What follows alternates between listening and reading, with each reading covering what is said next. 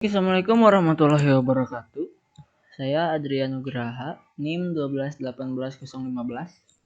Di sini saya akan mereview jurnal yang sudah saya rangkum yang berjudul E-commerce Produk Keramik, Studi Kasus Viola Keramik. Next slide, pendahuluan. Toko Viola Keramik berdiri pada bulan April 2019. Kegiatan operasi atau pemasarannya dapat dikatakan kurang efektif karena masih menggunakan cara konvensional, yaitu pelanggan yang ingin membeli produk harus datang langsung ke toko dan melakukan pembayaran secara tunai dan menerima bukti transaksi dari kasir selama 1 tahun. Toko Viola Keramik masih terbilang kecil karena hanya ada di daerah Gembong, sehingga hasil penjualan saat ini kurang maksimal.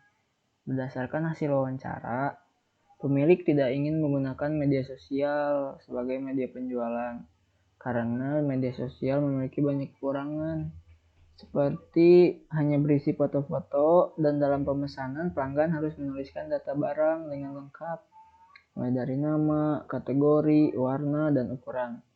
Di sisi lain, pemilik juga mengalami kesulitan dalam membuat laporan transaksi penjualan. Selanjutnya ada kajian pustaka. Kajian pustaka ini meliputi tentang pembuatan aplikasi keramik Viola. Di sini menggunakan aplikasi dan proses bisnis yang menghubungkan perusahaan melalui transaksi elektronik dalam perdagangan elektronik barang, jasa, dan informasi. Lalu model e-commerce-nya, kegiatan ini mencakup banyak hal, diantaranya model yang akan digunakan adalah business to consumer atau disingkat menjadi B2C. Jenis metode e-commerce ini yang paling terkenal khususnya di Indonesia, di mana produsen atau perusahaan pihak penjual memasarkan produk secara langsung dengan customer atau pengguna sebagai mangsa pasar. Selanjutnya ada metode penelitian.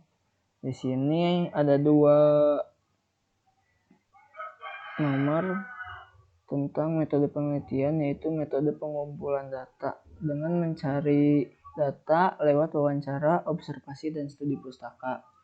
Lalu metode pengembangan sistem menggunakan metode analisa berorientasi objek dengan metode waterfall dan perancangan basis data. Untuk penelitian menggunakan SDLC atau System Development Life Cycle. Jenis waterfall ini cocok untuk menggambarkan sistem.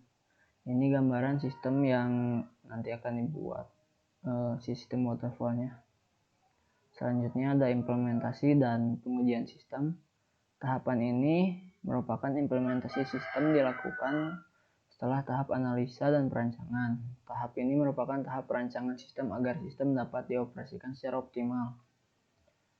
Untuk selanjutnya ada interface program, yaitu nomor 1 ada interface login. Di situ kita diwajibkan untuk login sebagai admin agar bisa masuk ke nomor 2, yaitu interface admin dashboard. Di sana kita bisa merekap data tentang pembelian atau stok barang dan lain-lain. Selanjutnya ada interface login reseller, kurang lebih seperti admin, cuma fiturnya mungkin agak berbeda. Nomor 4 ada detail produk. Jadi konsumen saat memilih atau sedang melihat-lihat barang bisa melihat detail produk setelah mengklik produk yang akan dibeli. Yang terakhir ada interface data order. Interface ini muncul ketika si customer setuju dengan barang yang dipilih dia di web aplikasi, lalu akan masuk ke interface data order. Nah, terakhir penutupan. Lalu kesimpulannya dari berbagai penjelasan yang telah diuraikan tadi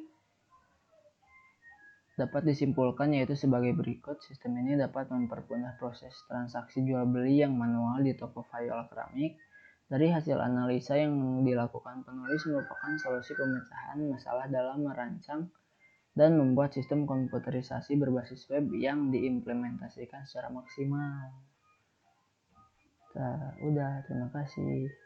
Selamat sore. Wassalamualaikum warahmatullahi wabarakatuh.